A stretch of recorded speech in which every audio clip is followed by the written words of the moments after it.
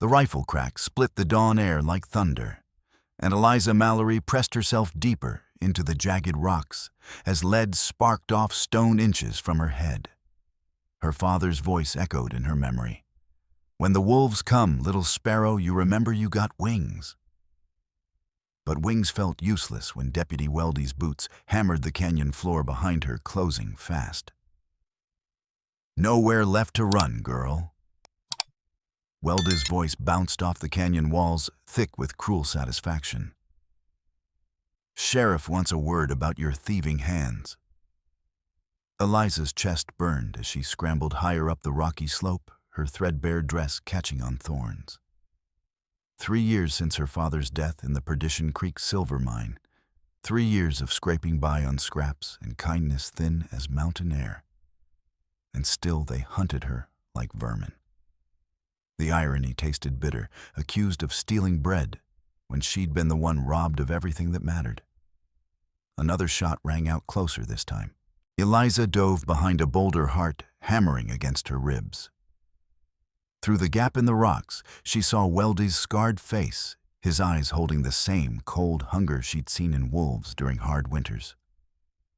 Beyond him, 2 more deputies spread out like hunters cornering prey. "Samuel Mallory's little bastard thinks she's clever." Weld called reloading with practiced ease. "But Daddy ain't here to protect you now." The words hit harder than bullets. Eliza's fingers found the small silver locket at her throat, her father's last gift, containing a tiny photograph and a promise that truth would always find light. She'd been 19 when the mine collapsed, supposedly from unstable timbers. Now at 22, she knew better. Men like Weld and Sheriff Grant didn't chase ghosts. They chased witnesses. A loose stone tumbled from above. Eliza looked up to see a familiar face peering down from the canyon rim. Micah Petrov, barely 16, his dark eyes wide with fear and determination.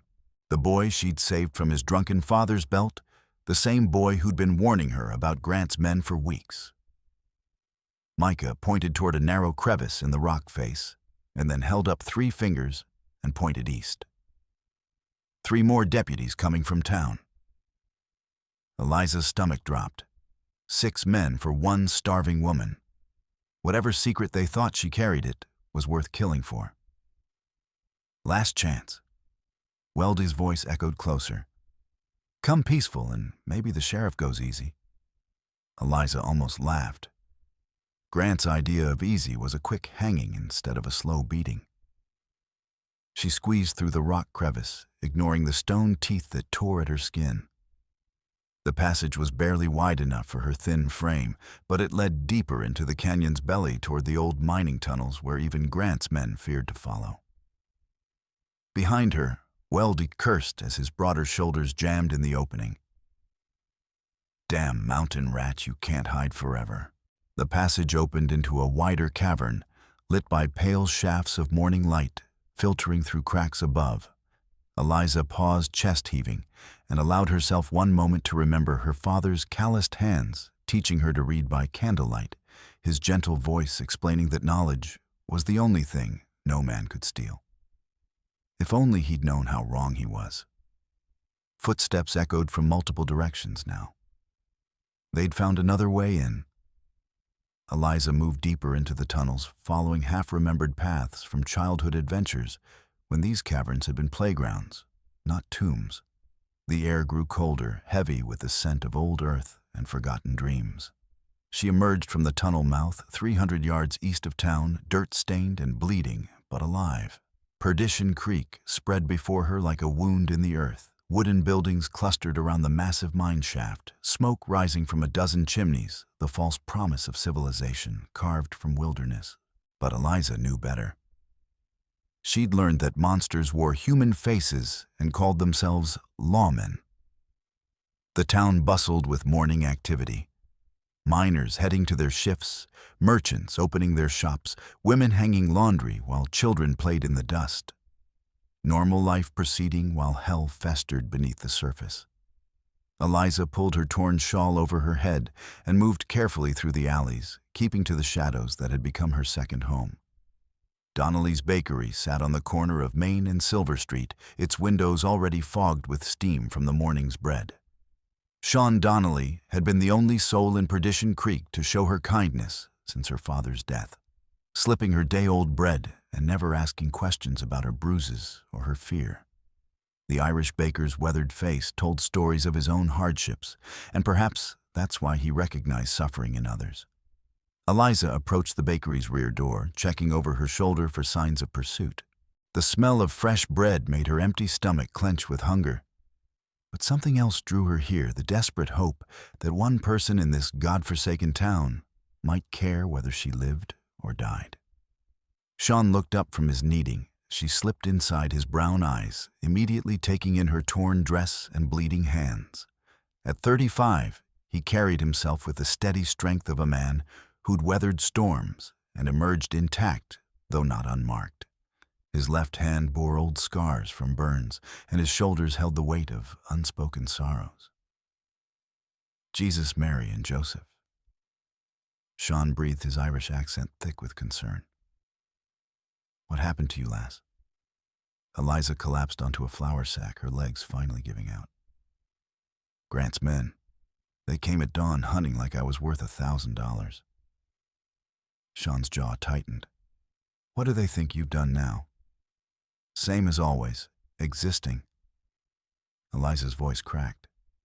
But it's different this time. They brought 6 men. For me. Sean set down his dough and moved to the window, peering through the gap in the curtains. His expression darkened as he watched the street. Welda's out there talking to Mrs. Patterson, asking if she's seen anything unusual. Eliza's blood chilled. Agnes Patterson ran the boarding house and had eyes like a hawk. If she'd seen Eliza enter the bakery, it was only a matter of time before heavy footsteps approached the front door. Sean moved quickly, gesturing for Eliza to hide behind the large flour barrels in the corner. She squeezed into the narrow space just as the door opened without ceremony, brass bell clanging like a death knell. Morning, Baker. Deputy Weldy's voice filled the small shop, carrying threat like a loaded gun. Busy morning for you, I'd guess. Same as always.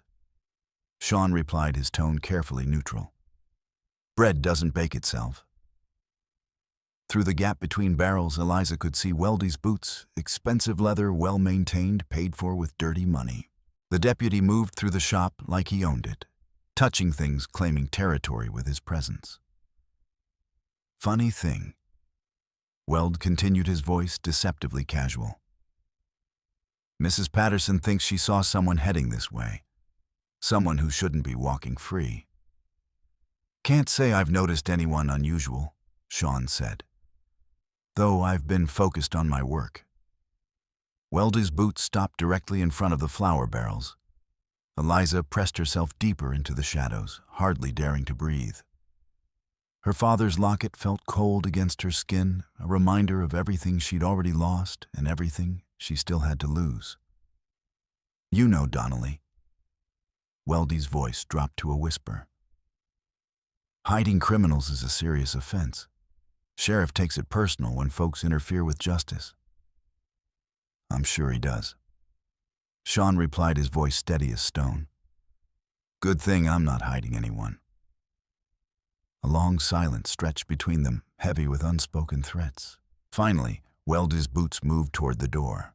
Keep your eyes open, Baker. Girl like that, desperate as she is, might do anything. Steal from honest folks, maybe even hurt someone. The door closed with a sharp bang. Sean waited several minutes before returning to the back room, his face pale but determined. He's gone, Sean said quietly. But he'll be back. Eliza emerged from her hiding place, legs shaking. Why are you helping me? You barely know me. Sean looked at her for a long moment, something old and painful flickering in his eyes. I know enough. You're hungry, you're scared, and you've got nowhere else to go. Sometimes that's all that matters. He moved to a cabinet and pulled out a small canvas bag, filling it with bread, dried meat, and cheese. There's an old mining cabin about 2 miles north, hidden in the pines. It's not much, but it's shelter. I can't keep running forever, Eliza said, accepting the bag with trembling hands. Whatever they think I know, whatever they're afraid of, I need to find out what it is. Maybe, Sean said carefully, or maybe you need to stay alive long enough for someone to start asking the right questions. Before Eliza could ask what he meant, the back door opened again.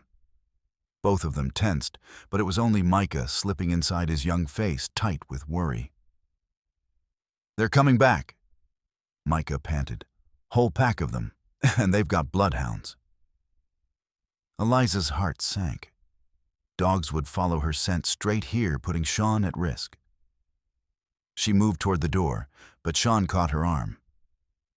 Wait, he said. There might be another way. Sean led them to a trap door hidden beneath a loose floorboard. Below lay a storage cellar that connected to the old mine tunnels, a route that would mask her scent and lead her away from town without being seen. My father dug this during the first silver rush, Sean explained. Back when men still believed they could strike it rich with honest work. As Eliza prepared to descend into the darkness, Sean caught her hand. His calloused fingers were warm, strong, real, the first human contact she'd had in months that didn't involve violence or fear. Whatever they're hunting you for, he said quietly, it's important enough to kill for. That means it's important enough to live for, too. The words stayed with her as she descended into the tunnels, Micah close behind. The underground passages wound through the earth like arteries, carrying the lifeblood of Perdition Creek's prosperity and its corruption. Every step took her deeper into the heart of whatever darkness had claimed her father's life and now threatened her own.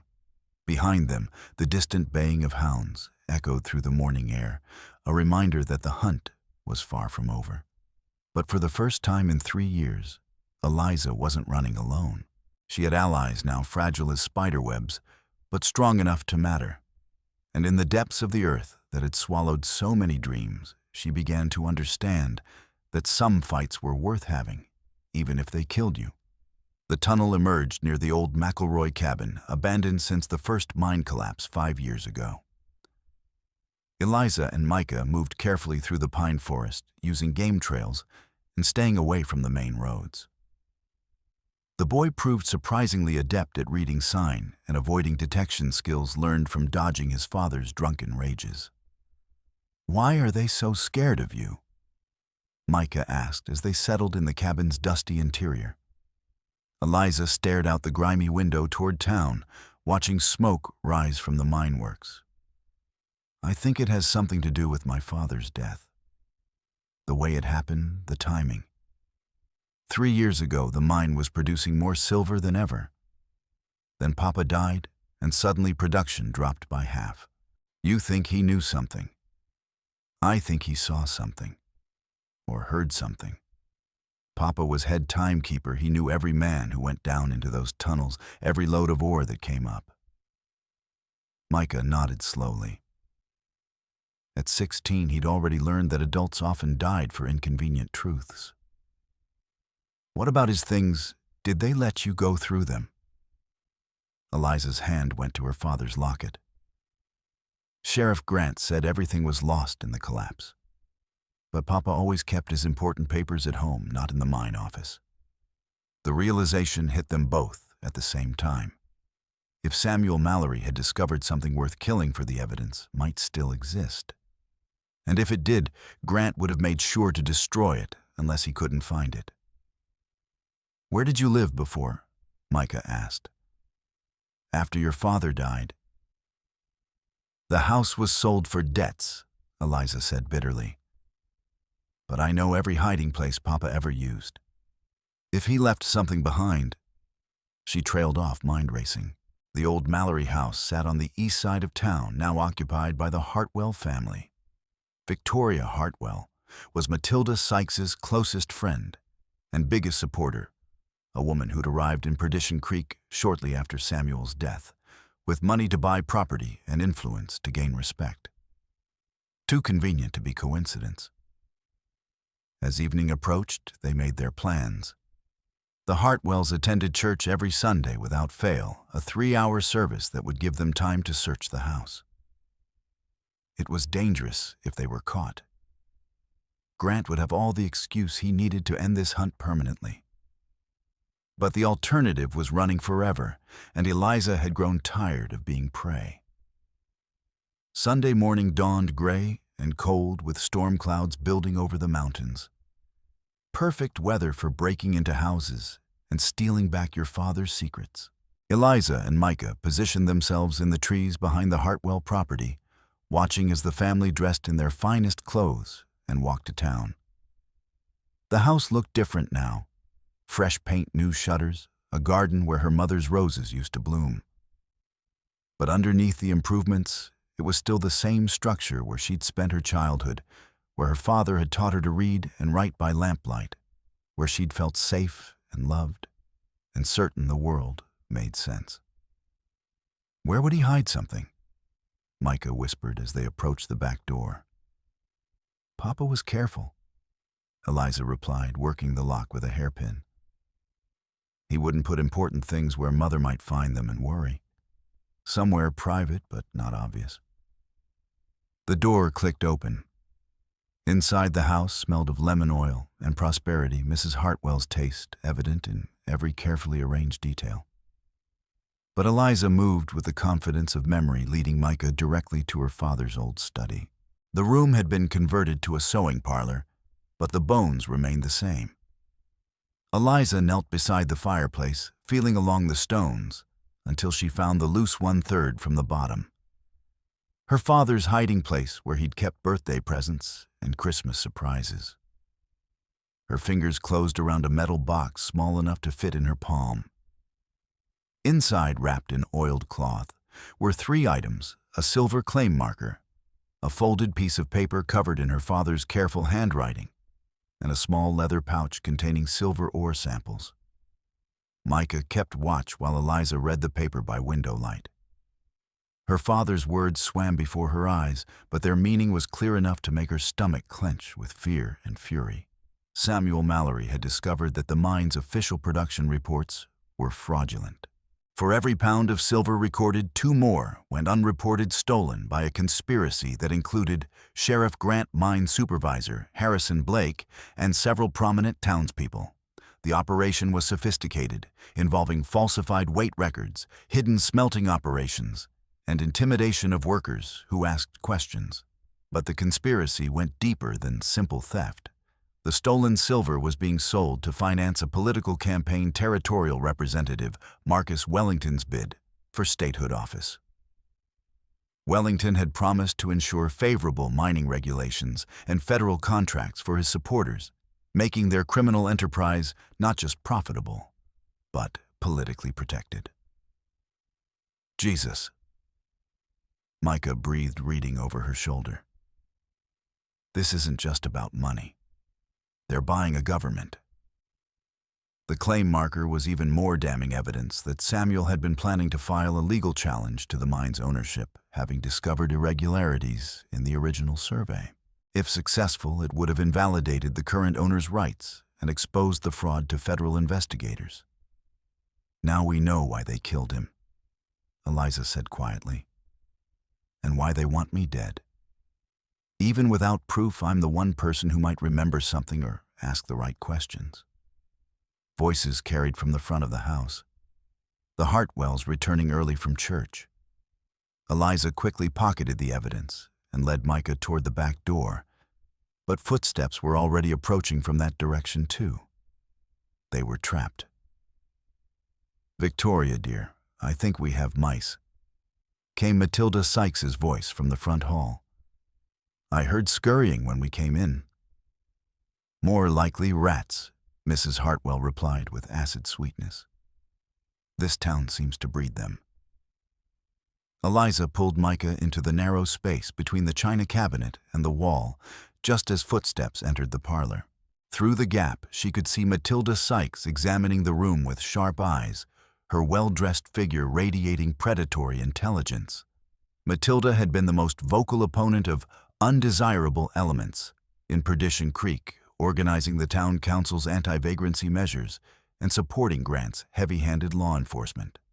She spoke of moral purity and community standards, but her expensive clothes and jewelry suggested interests beyond righteousness. "The sewing box has been moved," Matilda observed, her voice sharp. "And there's dust on the floor where someone knelt." Mrs. Hartwell hurried over, her face paling. "You don't think someone broke in?" "I think someone came looking for something specific," Matilda said slowly. "Something they thought might still be here." The older woman moved to the fireplace, running her hands along the stones with practiced efficiency. She knew about the hiding place. Eliza's blood turned to ice as she realized the implications. Matilda hadn't just been complicit in the conspiracy. She'd been actively involved in covering it up. "Nothing here now," Matilda muttered. Which means she found what she was looking for. The Mallory girl. Who else would know about Samuel's hiding places? Matilda's voice carried cold satisfaction. Finally made a mistake, didn't she? Mrs. Hartwell wrung her hands nervously. "What do we do?" "We do nothing. I handle this." Matilda moved toward the door, then paused. "And Victoria, if anyone asks, we never had this conversation." The women left the room, their voices fading toward the front of the house. Eliza waited several minutes before emerging from hiding, her mind racing with the implications of what she'd heard. Matilda wasn't just a corrupt citizen. She was one of the architects of the conspiracy, possibly the person who'd given the order for her father's death. They escaped through the kitchen window just as Deputy Weld arrived at the front door, summoned by Matilda's urgent message. The net was closing again. But this time, Eliza carried the proof that could destroy it. The question was whether she'd live long enough to use it. Back at the mining cabin, Eliza and Micah studied the evidence by candlelight. The scope of the conspiracy was staggering, not just theft, but murder, fraud, and political corruption, reaching to the territorial level. They were 3 people against an empire built on silver and blood. "We need help," Micah said finally. "Someone with authority, who isn't bought and paid for." Like who? Grant owns the sheriff's office, Wellington owns the territorial government, and half the town council's in their pocket. What about federal marshals if this involves interstate commerce and political corruption? Eliza considered it. Federal authorities would have jurisdiction over territorial corruption, but reaching them meant getting to the nearest telegraph office back in town under Grant's nose. Still, it might be their only chance. A sound outside made them both freeze. Hoofbeats approaching fast. Eliza blew out the candle and peered through the window, her heart sinking as she counted the riders. 6 men led by Grant himself surrounding the cabin in a professional pattern that left no escape route. "Come out, Miss Mallory." Grant's voice boomed across the clearing. "Time to stop playing games." Sheriff Silas Grant was a man built for intimidation, 6 feet tall, broad shoulders, hands that had strangled men and called it justice. He'd come to Perdition Creek 2 years ago with impressive credentials and a talent for solving problems that made important people nervous. His methods were brutal but effective, his loyalty absolute to those who paid him well enough. "You're surrounded," Grant continued. "No point in anyone getting hurt over a misunderstanding." Eliza looked at Micah, seeing her own desperation reflected in his young face. They had evidence that could bring down the conspiracy, but only if they survived the next few minutes. "The root cellar," Micah whispered. "There's a tunnel that leads to the old mine shaft." They dropped through the floor just as Grant's men kicked in the front door. The cellar was cramped and dark, filled with rotting vegetables and the smell of decay. But at the far end, hidden behind moldy potato sacks, was the tunnel Micah had mentioned, barely wide enough to crawl through.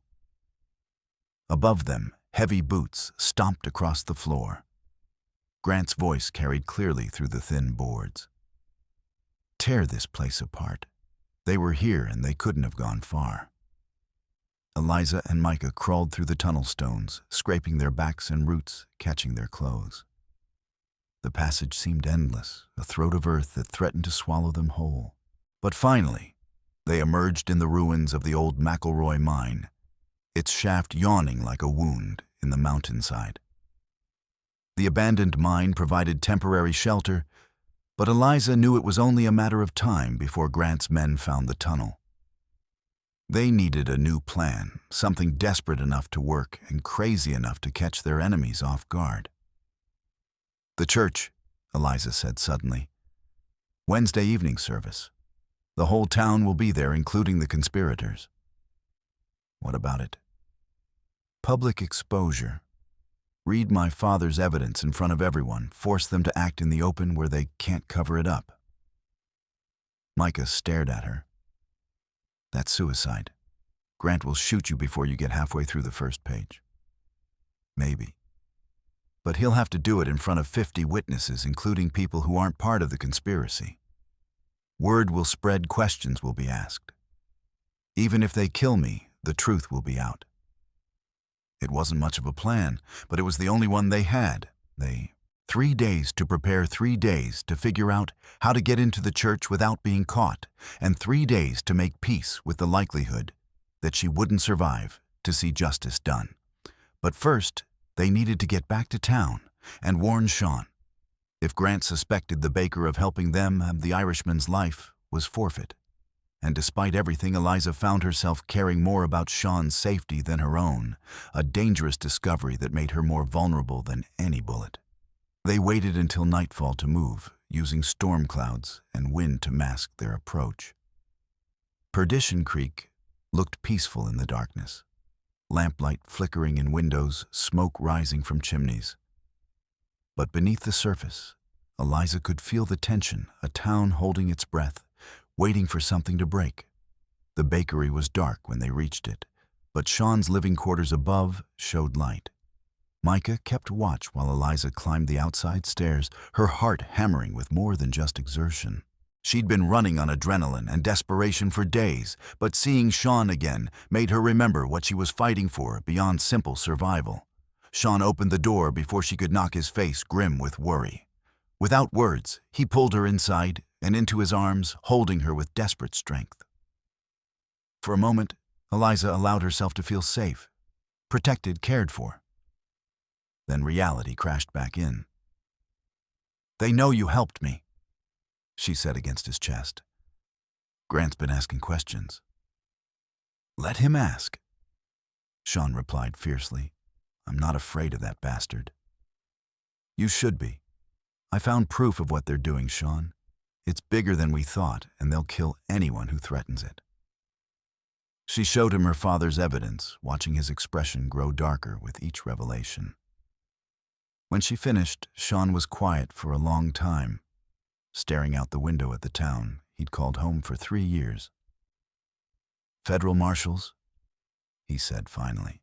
"We get this to federal marshals, and it's over. The nearest telegraph office is here."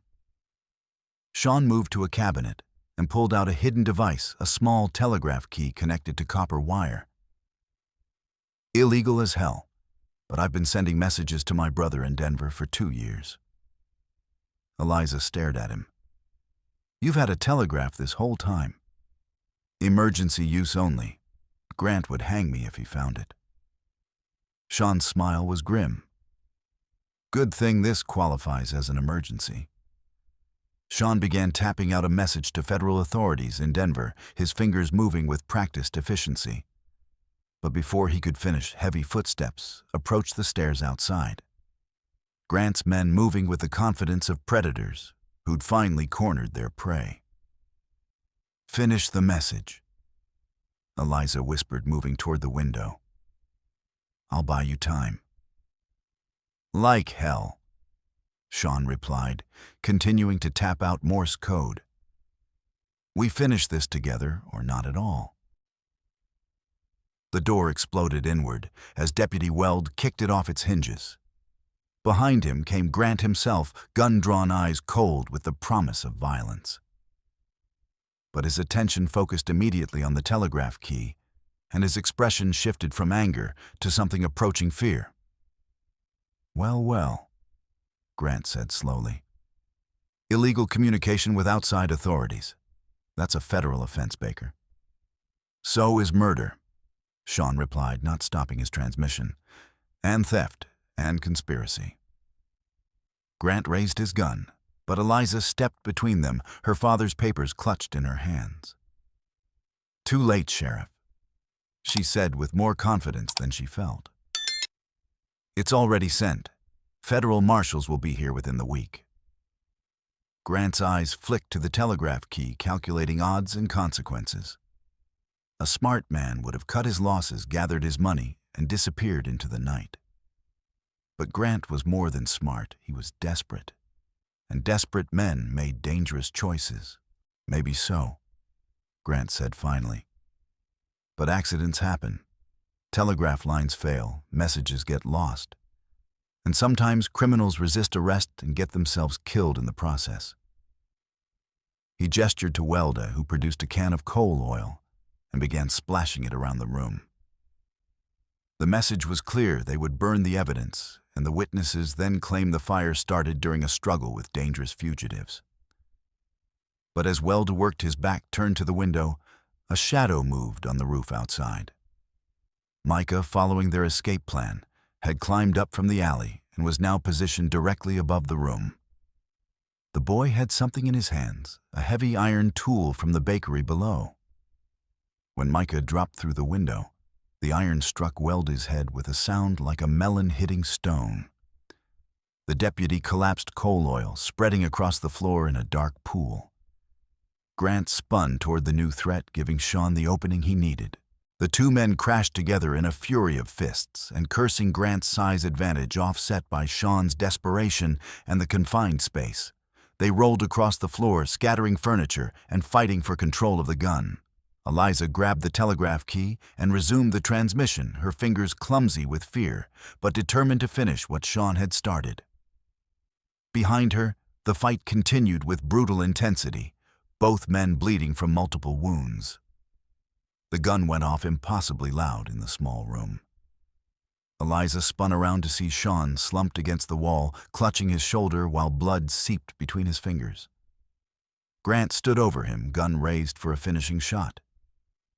"Should have minded your own business, Baker," Grant panted. "Now you die for someone else's cause." "No." Eliza threw herself between them, just as Grant pulled the trigger. The bullet took her in the side, spinning her around and sending her crashing into the telegraph table. But her sacrifice gave Micah the chance he needed. The boy brought his iron tool down on Grant's gun hand with everything he had. Bones cracked, and the weapon went flying across the room.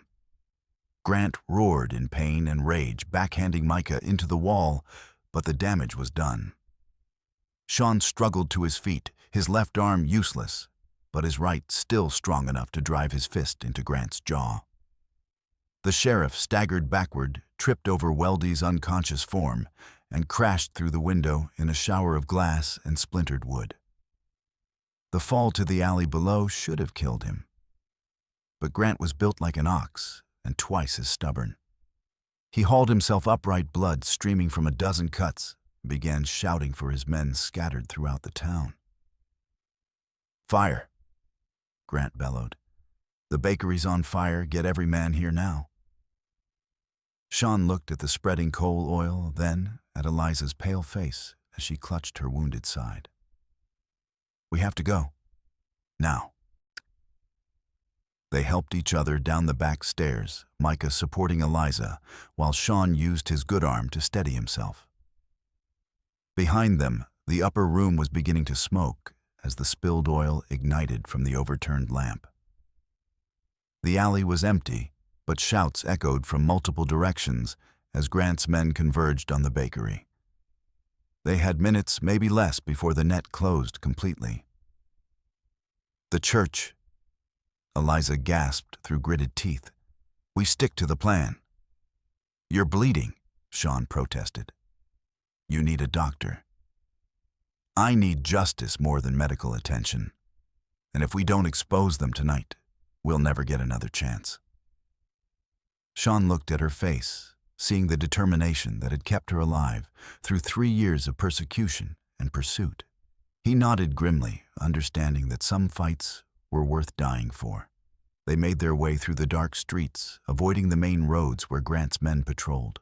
The church sat on a hill overlooking the town, its white walls glowing in the moonlight like a beacon of hope or a tombstone. Wednesday evening service was just beginning as they reached the churchyard. Through the windows, they could see the congregation gathering miners and their families, shopkeepers and town officials, all the ordinary people who made Perdition Creek function. Most of them were honest folk, unaware of the corruption festering in their midst. But scattered throughout the crowd were the conspirators Matilda Sykes in the front row, Mine Supervisor Blake near the back, council members Harrison and Webb strategically positioned to control the room. They'd come to maintain appearances, never expecting their victims to walk into their stronghold. "How do we get inside?" Micah whispered. "There's bound to be guards." Sean studied the building's architecture, his baker's eye for detail, noting things others might miss. "Bell tower," he said finally. "There's a ladder inside that leads to the main sanctuary. We can get in through the roof access." The climb was agony for Eliza, each rung sending fresh waves of pain through her wounded side. But she forced herself upward, driven by the memory of her father's gentle hands and the promise she'd made to see his killers brought to justice. The bell tower overlooked the entire sanctuary, providing a perfect vantage point for their revelation. Below, Reverend Morrison was just beginning his sermon about the wages of sin and the importance of truth in Christian community. The irony was so perfect, it almost made Eliza laugh. "Wait for my signal," she whispered to Sean and Micah. "When I start reading, be ready to run. They'll come for us fast." She checked her father's papers one final time, making sure the most damning evidence was easily accessible.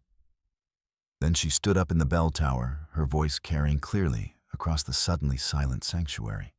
"Good evening, neighbors." Eliza called out, her words echoing off the wooden walls. "I have something to share about the wages of sin and the importance of truth." The congregation turned as one faces showing confusion, recognition, and in some cases, fear. Matilda Sykes half rose from her pew, her face pale with shock. Mine Supervisor Blake began edging toward the door, but Micah was ready for him. "Stay where you are," Micah shouted, brandishing a pistol he'd taken from Weld. "Anyone tries to leave, and we'll know you're guilty." Eliza began reading from her father's papers, her voice growing stronger with each revelation. The scope of the conspiracy, the murders, the political corruption, all of it laid bare before the assembled townspeople. Gasps and murmurs rippled through the crowd as the truth sank in. "These are lies," Matilda Sykes shrieked, finally finding her voice. "This girl is a criminal, a thief, a troublemaker." "Then explain this," Eliza replied, holding up the falsified production records. "Explain why the mine reports producing half the silver that my father's measurements show. Explain where the missing silver went." Before Matilda could answer, the church doors burst open. Grant entered with 4 of his men, guns drawn, his face a mask of cold fury. The congregation pressed back against the pews, caught between the accusations above and the threat below. "Enough!" Grant roared. "This woman is a wanted criminal spreading lies to save her own neck."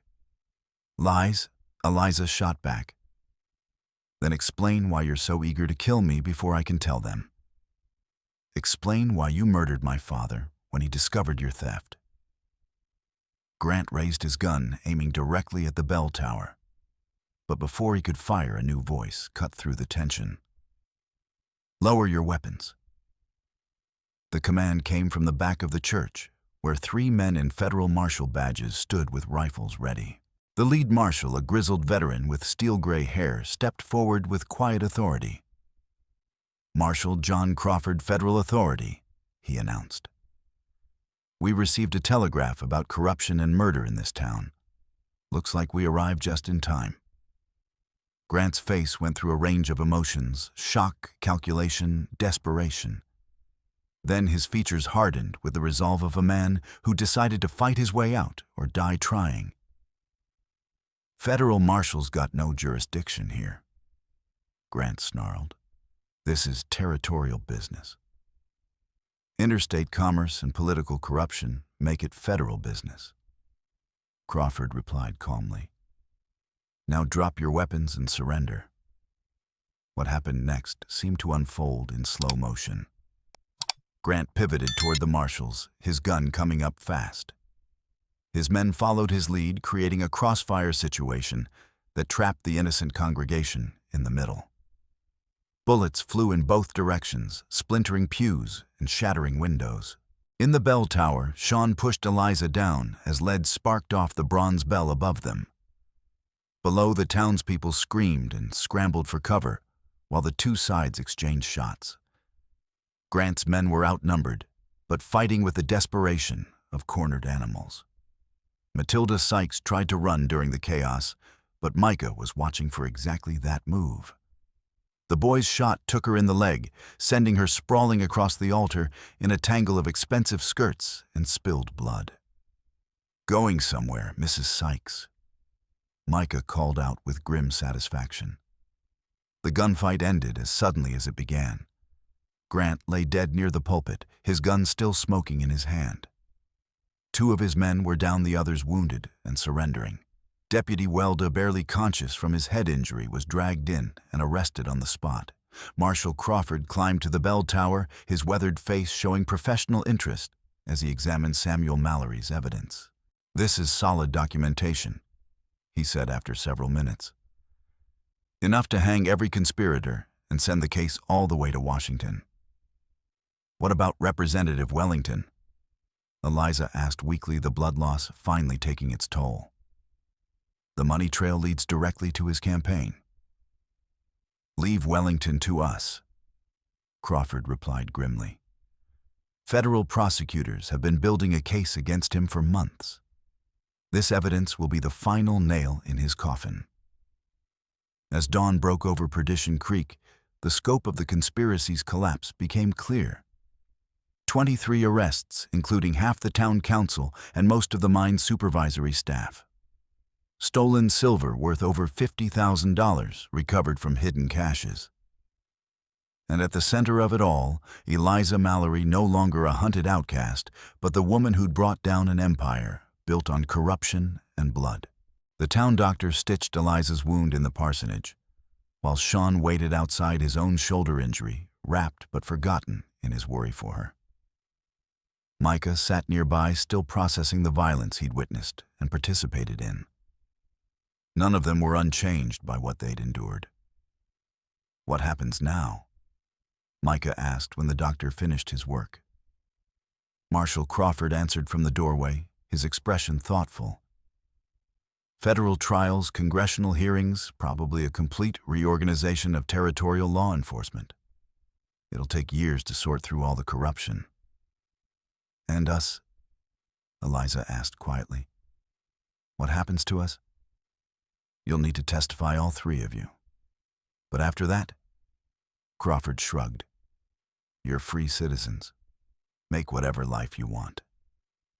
The words sounded simple, but Eliza knew better. Freedom was more complicated than just the absence of pursuit. She'd spent 3 years defining herself as a victim, a survivor, a woman with nothing left to lose. Now she had to figure out who she was when the fighting stopped. Sean found her later that afternoon, sitting on the church steps and staring out at the town she'd helped save.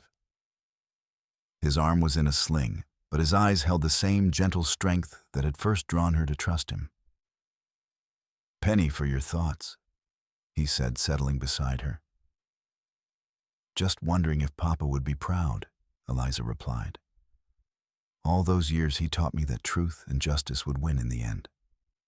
I stopped believing that after he died. Maybe that's the point, Sean said quietly.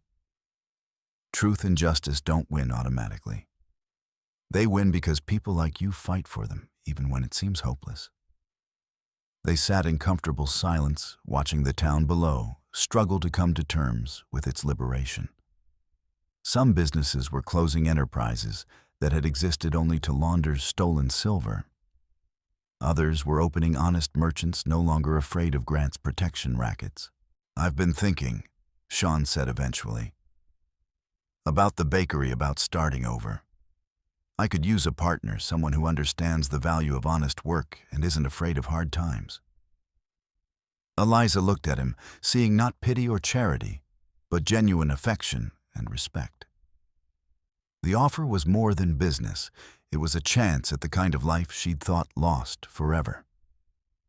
I don't know anything about running a business, she warned. You know about fighting for what's right, Sean replied. Everything else can be learned. Micah appeared around the corner of the church, his young face showing the first hints of a smile Eliza had seen from him. In his hands, he carried a letter official notification that he was now a ward of the territorial court, free from his father's abuse and eligible for adoption by suitable guardians. Looks like I might need somewhere to stay, he said hopefully.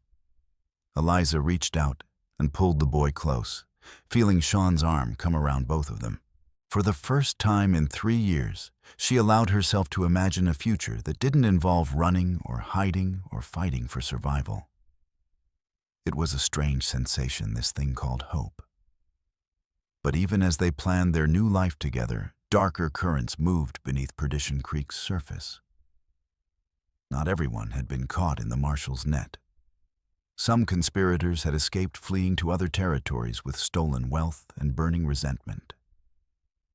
And there were others, investors, politicians, criminal allies, who saw the conspiracy's collapse not as justice, but as opportunity. 3 weeks after the trials began, Eliza received a letter with no return address. Inside was a newspaper clipping about Representative Wellington's suicide in his Denver jail cell, along with a brief note. Some debts can never be repaid. Some wrongs can never be forgiven. This isn't over. She showed the letter to Sean and Marshal Crawford, but neither man seemed surprised. Crawford folded the paper carefully and tucked it into his jacket pocket. Territory's changing, he said simply. Old ways dying, new ones being born. Always brings out the worst in some folks. Should we be worried? Sean asked. Should always be careful, Crawford replied. But worried, no. You three proved that ordinary people can do extraordinary things when they stand together. That's not a lesson easily forgotten. The marshal was right about one thing: the territory was changing. Within 6 months, 3 more mining towns had requested federal investigations of their local governments. Eliza's testimony before the territorial legislature led to new laws protecting whistleblowers and establishing civilian oversight of law enforcement. But the most important changes were smaller, more personal. Sean's bakery reopened with Eliza as full partner, their sign reading, Donnelly and Mallory Bakers and Citizens. Micah officially became their ward, showing remarkable aptitude for both mathematics and the kind of moral courage that couldn't be taught. The new Perdition Creek wasn't perfect. Some residents never forgave Eliza for destroying their peaceful community, conveniently forgetting that their peace had been built on other people's suffering. A few businesses struggled without the influx of stolen silver, and there were nights when shadows seemed too deep and footsteps too close. But for the first time since her father's death, Eliza slept without nightmares. She woke each morning to the smell of fresh bread and the sound of Sean's voice humming Irish songs. She spent her days serving customers who treated her as an equal, not an outcast. She ended each evening reading to Micah by lamplight, continuing the tradition her father had started with her. On the 1-year anniversary of her father's vindication, Eliza climbed to the cemetery on the hill above town. Samuel Mallory's grave now bore a proper headstone paid for by the territorial government as official recognition of his service to justice. The inscription read simply, "Truth teller, devoted father, good man." She placed fresh flowers on the grave and sat quietly in the morning sun, feeling the weight of everything that had happened and everything that lay ahead. In her pocket was another letter, this one from a mining town in Colorado, asking for help with their own corruption problem. The territorial governor had suggested they contact the woman who cleaned up Perdition Creek. The letter offered good money and the promise of federal support. It also offered the chance to use her hard-won knowledge to help other communities break free from the kind of criminal enterprise that had nearly destroyed her own life. It was tempting, meaningful work that could make a real difference. But it would also mean leaving Sean and Micah abandoning the quiet life they'd built together for the uncertain dangers of another crusade. She'd fought so hard to find a place where she belonged. Was she ready to risk it all again for strangers in a distant town? Difficult choice. Sean's voice came from behind her. She turned to find him approaching with a picnic basket and that gentle smile that still made her heart skip. Micah walked beside him, taller now and stronger, but still the boy who'd risked everything to help them expose the truth. "How did you know I was here?" she asked. "Same place you come every week," Sean replied, settling beside her on the grass. "Figured today might be special." She showed them the letter, watching their faces as they read. Micah finished first, his expression thoughtful. "They need help," he said simply. "Same as we did. And we need Eliza." Sean added, but without reproach. "Question is what she needs." Eliza looked out at Perdition Creek, spread below them in the valley. The town was smaller now, cleaner, more honest. Children played in streets where Grant's men used to patrol. Women walked alone without fear. The mine operated under federal oversight, paying fair wages and maintaining safe conditions. It was good work, important work, the kind of legacy her father would have been proud of. But it was also finished work. The corruption was broken, the criminals punished, the community healing. Whatever came next for Perdition Creek, it no longer needed Eliza Mallory to fight its battles. "What if we all went?" she asked quietly. "Together. Not just me hunting down corruption, but all of us helping communities learn to govern themselves honestly." Sean and Micah exchanged glances, some wordless communication passing between them. Then Sean reached into his jacket and pulled out his own letter from a federal marshal in Colorado, asking if he knew anyone qualified to help establish legitimate businesses in mining towns plagued by criminal enterprises. "Great minds," he said with a grin. "You mean you've been planning this?" Eliza demanded. "Planning to follow you wherever you went next," Micah corrected. "We're family now. Families stick together." The word hit her like a physical blow. Family. She'd lost one family to corruption and violence, spent 3 years believing she'd never have another. But here it was chosen, rather than born, forged in shared danger and mutual trust, rather than blood and obligation. They spent the afternoon planning their departure from Perdition Creek. Not fleeing this time, but choosing to leave. Not running from something, but toward something. The distinction mattered more than she could have imagined. That evening, they held a farewell gathering at the bakery. Half the town showed up, including some who'd once crossed the street to avoid her. Former enemies brought food and stories thanking her for giving them back their community. Former strangers promised to keep in touch to remember the lessons learned in Blood and Silver. Marshal Crawford made a special trip from Denver to see them off. The grizzled lawman pressed a badge into Eliza's hands, a federal consultants commission that would give her authority to investigate corruption anywhere in the territories. "Unofficial as hell," he admitted, "but effective. You've earned the right to speak for justice." As the evening wound down and the last guests departed, Eliza found herself alone with Sean in the bakery, where they'd first planned their desperate gamble. The ovens were cold now, and the shop cleared of inventory, everything packed for the journey ahead. "Any regrets?" Sean asked, taking her hands in his. "About leaving, no." She looked around the familiar space one last time. "About taking so long to trust you, definitely. Good things take time." Sean replied, his voice soft with emotion. "Besides, trust earned is stronger than trust given."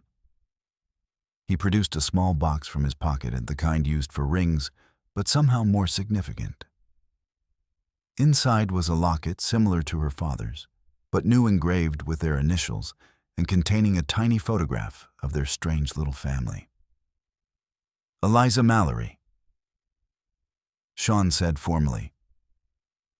"Will you marry me and help me bake bread in dangerous places for the rest of our lives?" The proposal was so perfectly Sean, practical, romantic, and completely honest about the risks they'd be facing together. Eliza laughed through sudden tears, remembering her father's words about wings and wolves. "Yes," she said simply, "to all of it." They were married the next morning by Reverend Morrison in the same church where she'd once stood in the bell tower reading evidence of murder and corruption. The ceremony was simple, attended by Micah and a few close friends, blessed more by shared purpose than religious ritual. The train to Colorado left at noon, carrying them toward new challenges and uncertain futures. As Perdition Creek disappeared behind them, Eliza felt no sadness, only anticipation. She'd come home to a place that no longer existed, fought a war that seemed unwinnable, and discovered that victory looked different than she'd imagined. But the most important discovery was simpler: she wasn't alone anymore. The scared, angry girl who'd once scavenged for bread in alleys had become a woman who chose her own battles and fought them alongside people who loved her enough to follow her into danger. The train carried them west toward new towns that needed cleaning, new corruption that needed exposing, new families that needed protecting. And somewhere in the rhythm of wheels on track, Eliza heard her father's voice one last time. "When the wolves come, little sparrow, you remember you got wings." She did have wings now. But more importantly, she was no longer flying alone. 6 months later, the Colorado town of Silver Falls would be clean. A year after that, the territorial capital would pass the Mallory Act, establishing federal oversight of all mining operations. And somewhere in the growing legend of the woman who'd brought down Perdition Creek, the truth would become something larger than any one person's story. But on that train heading west, with her husband's hand in hers and their adopted son reading quietly beside them, Eliza Mallory Donnelly simply watched the landscape roll by and planned their next bakery.